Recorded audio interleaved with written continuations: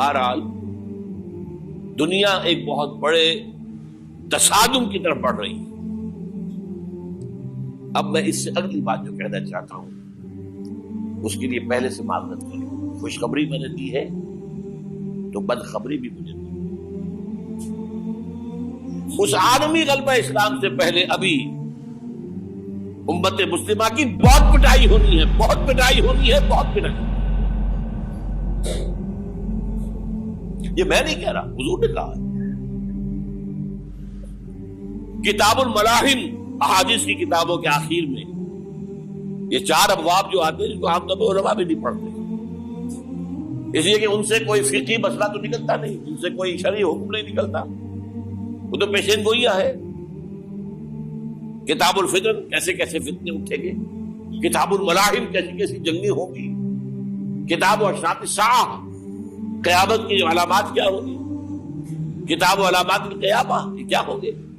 ان ابواب کو پڑھیے تو آپ کو معلوم ہوگا اس دور کے آنے سے پہلے ابھی امت مسلمہ پر اللہ کے عذاب کے بہت سخت کوڑے پڑ. معافی چاہتا ہوں.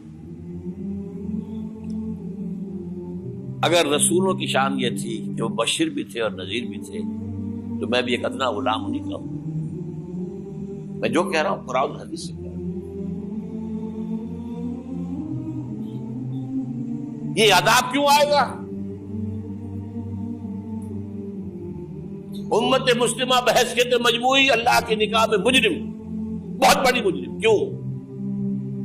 1 انچ زمین دنیا میں نہیں دکھا سکتی جہاں اللہ کا دین قائم. یہ مذہب ہے، مسجدیں ہیں، حج ہے اور عمرے ہیں، یہ مذہب ہے. دین کہاں ہے؟ اللہ کا نظام کہاں ہے؟ دین حق کہاں ہے؟ وہ نظام عدل کہاں ہے؟ وہ نظام سیاست کہاں ہے؟ وہ قانون شریعت کہاں ہے؟ آپ کی ساری معیشت سود کے اوپر ہے، اور سود سے زیادہ بڑا گھناؤنا جرم کوئی نہیں، سود سے زیادہ بڑا گھناؤنا گناہ کوئی نہیں، جس کے بارے میں حضور نے فرمایا الربا 70 جزءا یحوما. 2 حدیثیں ہیں. ربا کے 70 حصے ہیں یا 70 گناہ ہیں. 70 گناہ ہیں جن میں چھوٹے بھی ہیں بڑے بھی ہیں. 70 گناہ. ایسا روحا ان میں سب سے چھوٹا اس کے مساوی ہے ان کہ الرجل امہ، کہ کوئی شخص اپنی ماں سے زنا کرے. سنن ابی داؤد کی روایت ہے، سن لیجیے پڑھ لیجیے. سارا نظام آپ کا کہاں ہے؟ تجارت ہو تو اس پر ہے، زراعت ہو تو اس پر ہے. بیج لیا تھا تو سودی قرضے پہ لیا تھا، اس کے بعد جو اس کے لیے کھاد خریدی تھی سودی قرضے پہ خریدی تھی، پیسٹی سائڈ خریدے تھے سودی قرضے پہ خریدے تھے. اس کے بعد اگر کوئی ہارویسٹر لیا ہے، کوئی اور لیا، ٹریکٹر لیا تو سودی قرض. سود ہر دانے گندم میں سود ہے. کوئی شخص بچا ہوا نہ، میں بچا ہوا نہ بچے ہوا، کوئی بچا ہوا. سارا کاروبار، ساری صنعت و حرفت، ساری حکومت، پوری حکومت، پوری قوم سود کے اندر جکڑی. ایک ایک شخص. کہاں ہے اسلام؟ آپ میری بات سمجھ لیجئے. اسلام کے 2 حصے کر لیجئے. اسلام بطور مذہب، اسلام بطور دین. اور یہ تو آپ قرآن پڑھتے ہیں، پورے قرآن میں مذہب کا لفظ تو آیا ہی نہیں ہے. حدیث کے ذخیرے میں بھی میری امکان، میرے معلومات کے تک کہیں نہیں. یہ مذہب تو ہمارے یہاں استعمال ہوتا تھا فقہوں کے لیے. مذہب حنفی، مذہب مالکی، مذہب شافعی، مذہب حنبلی، اب ایک مذہب سلفی اہل حدیث حضرات کا ہو گیا ہے، مذہب ظاہری، مذہب جعفری. یہ فقہوں کے لیے تھا. مذہب کیا ہے؟ مذہب کا نام 3 چیزوں کا مجموعہ مذہب ہے. کچھ عقائد، کچھ عبادات، کچھ رسومات. بچہ پیدا ہوگا تو کیا کریں گے؟ عقیقہ کریں گے. کوئی فوت ہوگا تو کیا کریں گے؟ جنازہ پڑھائیں گے، کفن دفن کریں گے. شادی ہوگی تو کیا کریں گے؟ ایجاب و قبول ہوگا، ولیمہ ہوگا. یہ رسومات ہے. دین یہ نہیں ہے. دین ہے اللہ کا دین، اللہ کا نظام،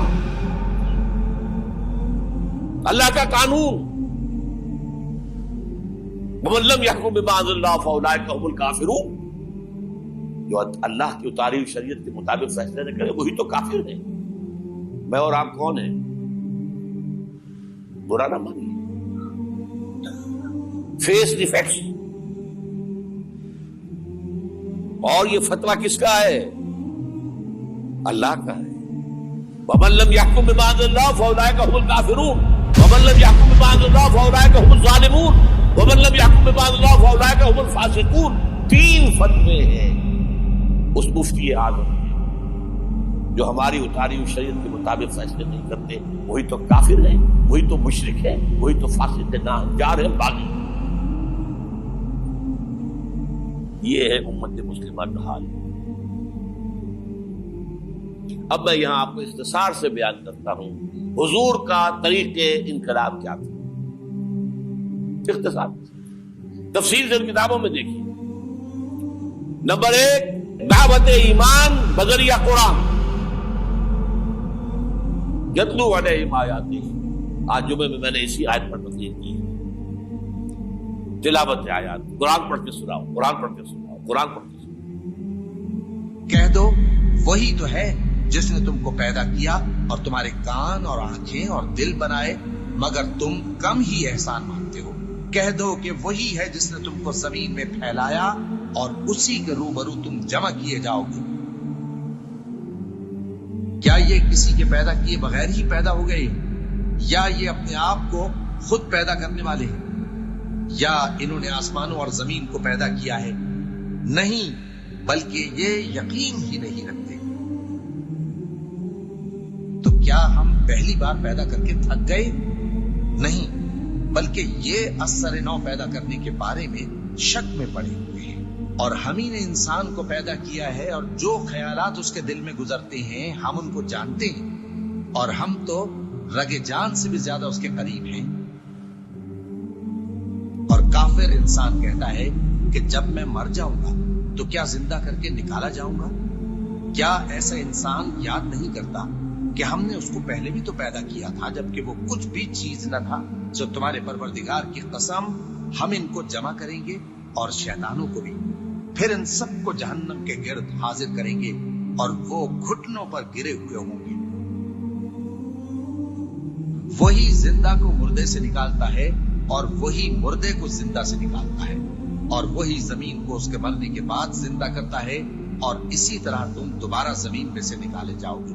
اور اسی کی نشانیوں میں سے ہے کہ اس نے تمہیں مٹی سے پیدا کیا, پھر اب تم انسان ہو کر جا بجا پھیل رہے ہو. اس قرآن کے ذریعے سے دلوں میں ایمان پیدا ہو, یقین والا ایمان. دیکھیے, برا نہ مانے, مغالطے میں نہ رہیے. میرے اور آپ کے دلوں میں ایمان نہیں ہے, عقیدہ ہے. عقیدہ ہے, والدین سے ملا ہے. یقین والا ایمان کہاں ہے؟ اپنے گریبان میں جھانکیے, اللہ آپ کو توفیق دے. کیا مجھے واقعی یقین ہے کہ مجھے مرنے کے بعد جی اٹھنا ہے؟ کیا مجھے یہ واقعی یقین ہے کہ اصل زندگی آخرت کی زندگی ہے؟ کیا مجھے واقعی یقین ہے کہ قرآن اللہ کا کلام ہے؟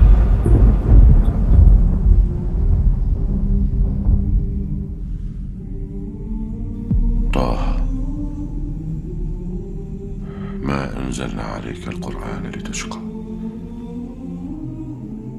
إلا تذكرة لمن يخشى تنزيلا ممن خلق الأرض والسماوات العلى الرحمن على العرش استوى له ما في السماوات وما في الأرض وما بينهما وما تحت الثرى وأن تجهر بالقول فإنه يعلم السر وأخفى الله لا إله إلا هو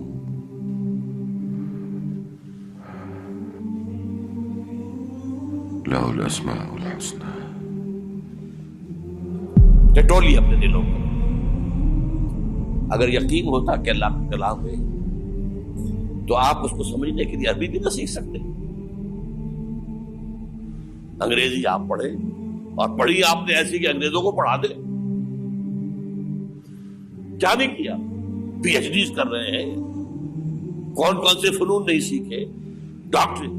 اتنی عربی نہیں سیکھی دعویٰ ہے کہ تمہارا یقین تھا میری کتاب پر، اللہ پوچھے گا تمہارا سلوک کیا تھا میری کتاب کے ساتھ، تم نے پڑھا اس کو، سمجھا اسے سمجھنے کے لیے عربی سیکھی؟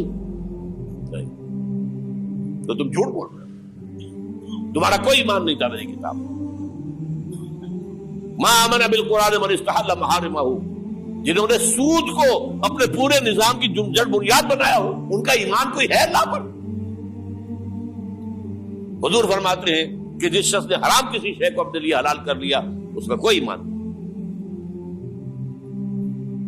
دوبارہ آج بھی کرنا ہے تو دوبارہ ایمان پیدا کرنا ہوگا، ایمان، عقیدہ نہیں، ایمان، صرف لپ سروس نہیں، اقرار باللسان نہیں، تصدیق بالقلب۔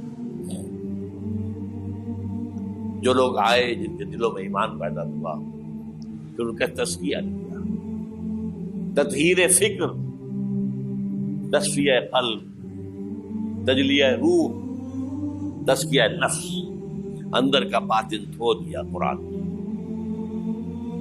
جو بجاں در رفت جان دیگر شمد، جان چو دیگر شد جان دیگر شمد۔ یہ قرآن جب کسی انسان کے اندر اتر جاتا ہے، اس کے اندر کی مکمل اوور ہالنگ، مکمل صفائی، دماغ کی صفائی غلط نظریات سے، دل کی صفائی غلط نیتوں سے، غلط ارادوں سے،